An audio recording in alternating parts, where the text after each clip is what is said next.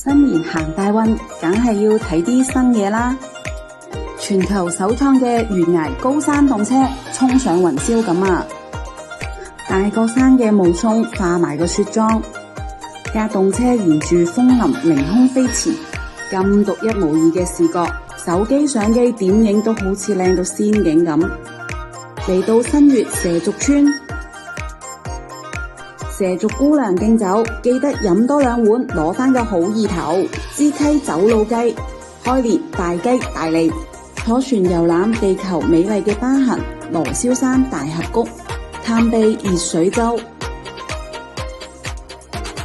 夜遊宋城好熱鬧㗎，浸埋曼谷溫泉嘅私湯，皮膚浸到滑溜溜。